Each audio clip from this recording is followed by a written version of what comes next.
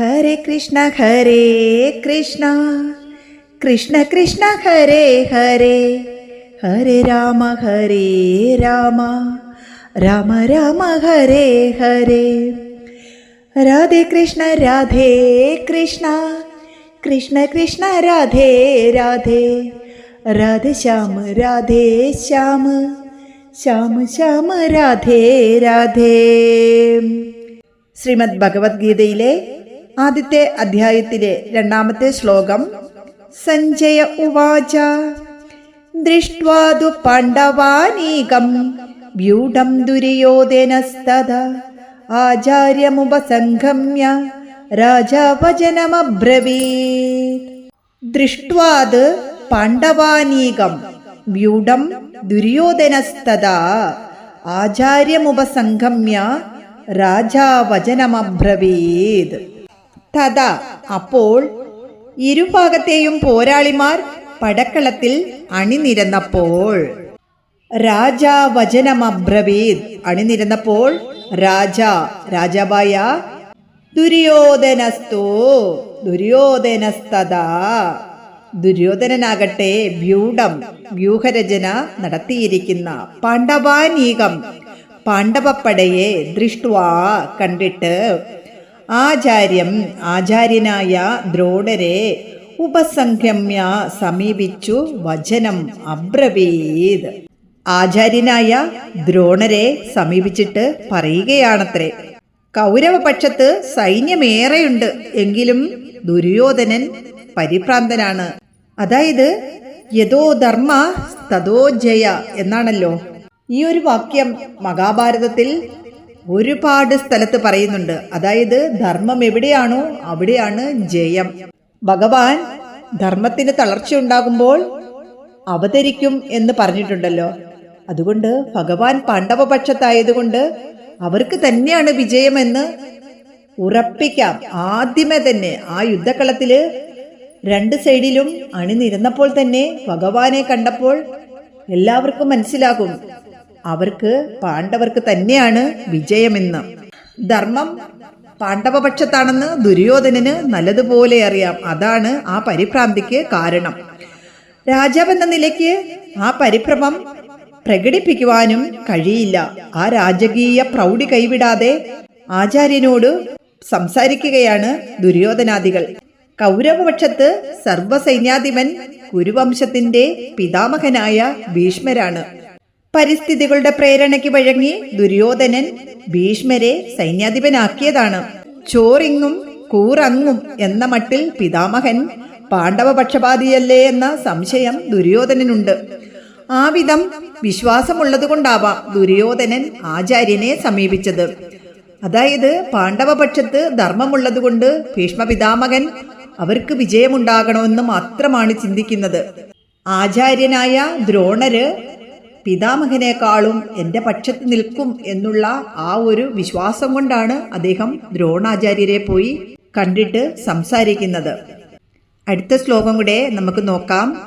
പശ്യൈതാം പണ്ഡുപുത്രാണാം ആചാര്യമഗതീം ചമും വ്യൂഢാം ദ്രുപദപുത്രേണ തവ ശിഷ്യേണ ധീമധാ.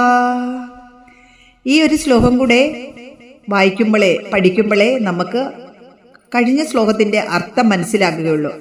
പശ്യൈതാം പണ്ഡുപുത്രാണാം ആചാര്യമഹതീം ചമും വ്യൂഢാം ദ്രുപദപുത്രേണ തവ ശിഷ്യേണ ധീമധാ.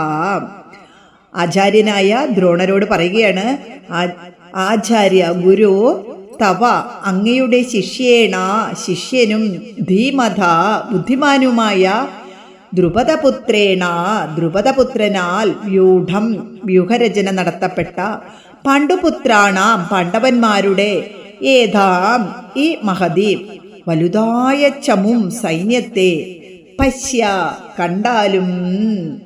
ദുര്യോധനൻ ദ്രോണാചാര്യരോട് പറയുകയാണ്, ഹേ ആചാര്യ, ബുദ്ധിശാലിയും അങ്ങയുടെ ശിഷ്യനുമായ ദ്രുപദ രാജപുത്രൻ പാണ്ഡവ സൈന്യത്തിൽ നിൽക്കുന്നത് നോക്കിയാലും എന്ന്.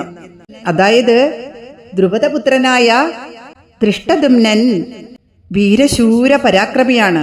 പാഞ്ചാല രാജാവായ ദ്രുപദനും ദ്രോണരും ചെറുപ്പത്തിൽ സഹപാഠികളായിരുന്നു. താൻ രാജാവാകുന്ന കാലത്ത് സുഹൃത്തിന് രാജ്യത്തിന്റെ ഒരു പങ്ക് നൽകാമെന്ന് അക്കാലത്ത് വാഗ്ദാനം ചെയ്തിരുന്നു. രാജാവായ ദ്രുപദനെ കാണാൻ ദ്രോണർ ചെന്നെങ്കിലും ദ്രുപദ മഹാരാജാവ് പരിചയഭാവം പോലും നടിച്ചില്ല. മാത്രമല്ല ദരിദ്രനായ ദ്രോണരെ രാജാവ് അധിക്ഷേപിച്ച് അയക്കുകയും ചെയ്തു. പിന്നീട് പരശുരാമന്റെ ശിഷ്യനായി തീർന്ന ദ്രോണർ ധനുർവിദ്യയില് വില്ലാളി വീരനായി.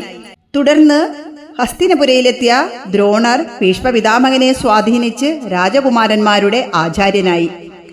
അധ്യാപനത്തിന് ശേഷം ഗുരുദക്ഷിണയായി ദ്രുപദനെ പിടിച്ചുകെട്ടി തന്റെ മുന്നിലെത്തിക്കണമെന്ന് ശിഷ്യന്മാരോട് ആവശ്യപ്പെട്ടു. കൗരവന്മാർ ദ്രുപദനോട് ഏറ്റുമുട്ടിയെങ്കിലും പരാജയം സമ്മതിച്ച് അവർക്ക് പിന്മാറേണ്ടി വന്നു. ആ സമയത്ത് അർജുനൻ ദ്രുപദനെ പരാജയപ്പെടുത്തി ബന്ധിച്ചു ദ്രോണരുടെ മുന്നിൽ കാഴ്ചവെച്ചു. മഹാമനസ്കതയോടെ ദ്രോണർ ദ്രുപദന് അർദ്ധരാജ്യം നൽകി തിരിച്ചയച്ചു. ക്ഷത്രിയനായ ദ്രോണരുടെ വൈരം അവസാനിച്ചില്ല. തനിക്ക് നേരിട്ട അപമാനത്തിന് പകരം വീട്ടാൻ ദ്രുപദൻ ആശിച്ചു നടക്കുകയായിരുന്നു. ദ്രോണരെ വധിക്കാൻ സമർത്ഥനായ ഒരു പുത്രനും തന്നെ ജയിച്ച അർജുനന് വിവാഹം കഴിച്ചു കൊടുക്കാൻ യോഗ്യനായ ഒരു പുത്രിയും തനിക്കുണ്ടാകണമെന്ന ആഗ്രഹത്തോടെ ദ്രുപദൻ യാഗം നടത്തി. യാഗാഗ്നിയിൽ നിന്ന് പൊന്തി വന്ന ദൃഷ്ടനായ കുമാരന് ദൃഷ്ടദുമ്നൻ എന്നു പേരിട്ടു. യജ്ഞവേദിയുടെ മധ്യത്തിൽ നിന്ന് ജനിച്ച ബാലിക കൃഷ്ണവർണ്ണമുള്ളവളായിരുന്നു. അതിനാൽ അവൾക്ക് കൃഷ്ണ എന്ന് പേരിട്ടു. അതാണ് പാഞ്ചാലി.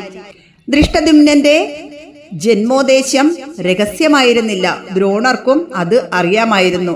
ദ്രോണരിൽ നിന്ന് ദൃഷ്ടദുമ്നനും ആയോധന വിദ്യ അഭ്യസിച്ചിരുന്നു. ദൃഷ്ടദുമ്നന്റെ ജീവിതോദ്ദേശ്യം ഒന്നുകൂടി ഓർമ്മിപ്പിച്ച് ആചാര്യനെ യുദ്ധവിഷയത്തിൽ ആവേശം കൊള്ളിക്കണമെന്ന ഉദ്ദേശത്തോടെയാണ് ഇവിടെ ദ്രുപദപുത്രേണ എന്ന് പറഞ്ഞിരിക്കുന്നത്.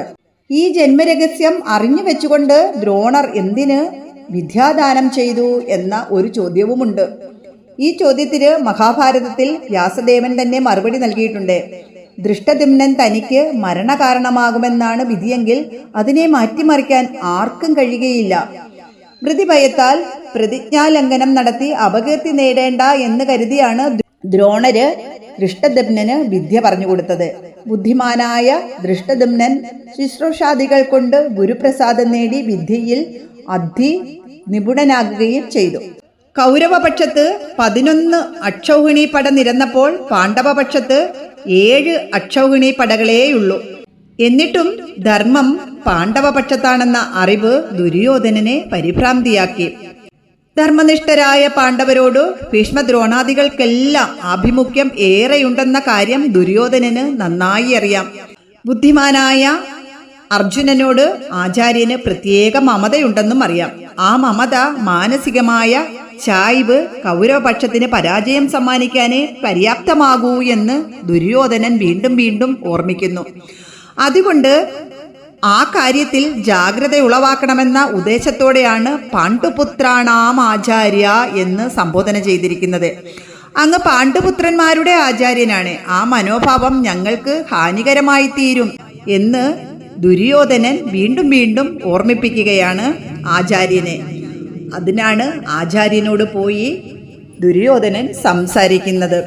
ഇത്രയുമാണ് ഈ ഒരു ശ്ലോകത്തിൽ നമ്മൾ മനസ്സിലാക്കേണ്ടത്. ഇതിൻ്റെ അകത്ത് ആരാണ് ദ്രുപദൻ, ആരാണ് ദൃഷ്ടദുമ്നൻ എന്നൊക്കെ നമുക്ക് മനസ്സിലാക്കുകയും ചെയ്യും. അതുകൊണ്ട് നമുക്ക് ഓരോ ശ്ലോകങ്ങൾ ഇങ്ങനെ വിശാലമായിട്ട് അർത്ഥവും കഥയും ഒക്കെ പറഞ്ഞു പോകാം.